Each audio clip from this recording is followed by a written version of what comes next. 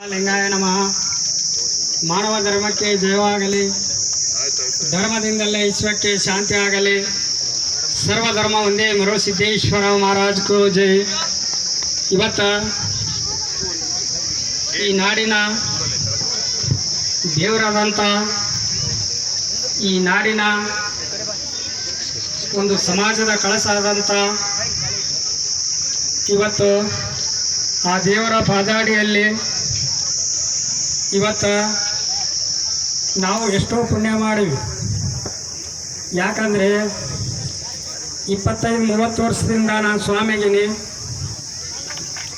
ಇವತ್ತು ಅವ್ರ ಪ್ರಾಪ್ರಸ್ತಿಯಿಂದ ಅವ್ರ ಜೊತೆ ಕುಂತು ಆ ಪುಣ್ಯಾತ್ಮನ ಅನುಗ್ರಹದಿಂದ ನಿಮ್ಮೆಲ್ಲರ ಎದುರಿಗೆ ಬಂದೀನಿ. ಯಾಕಂದರೆ ನನಗೆ ಆಚಾರ ವಿಚಾರ ಕಲಿಸಿ, ನನಗೆ ಬೋಧನಾ ಕಲಿಸಿ ಈ ಮಟ್ಲಕ್ಕೆ ತಂದಂತಾರೆ. ನಮ್ಮ ಸಮಾಜದಾಗ ಯಾರೂ ನನಗೆ ಗುರುತಿಸೋಕ್ಕಾಗಲಿಲ್ಲ. ನನ್ನ ಸ್ವ ಇಚ್ಛೆದಿಂದ ಆ ಮರುಸಿದ್ದನ ಅನುಗ್ರಹ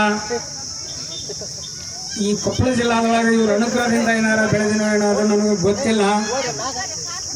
ಆದರೆ ಈ ನಾಡಿನೊಳಗೆ ನಮ್ಮ ಸಮಾಜದೊಳಗೆ ಇನ್ಮೇಲೆ ಹೆಚ್ಚಿನ ರೀತಿ ಒಳಗೆ ನಮ್ಮ ಸಮಾಜ ಸುಧಾರಣೆ ಮಾಡ್ತೀನಂತ.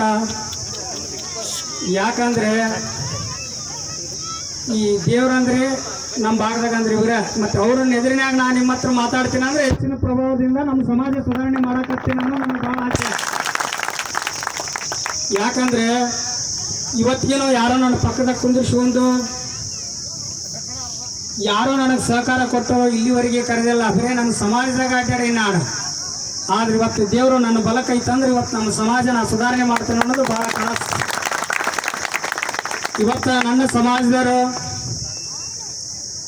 ಈ ದೇವ್ರ ಬಗ್ಗೆ ಎಷ್ಟು ಹೇಳಿದ್ರು ಕಡಿಮೆ. ಯಾಕಂದರೆ ನಾನು ಇರ್ತಕ್ಕಂಥದ್ರೊಳಗೆ ಶರಣ, ಸಂಸಾರದೊಳಗೆ ಬರ್ತಕ್ಕಂಥ ಶರಣ ಅವ್ರನ್ನ ಎದುರಿಗೆ ಹೋಗೋಕ್ಕೆ ಭಯದಿಂದ ನಾನು ಇವತ್ತಿಗಿನ ಅವ್ರನ್ನ ದರ್ಶನ ಆಗಿಲ್ಲ.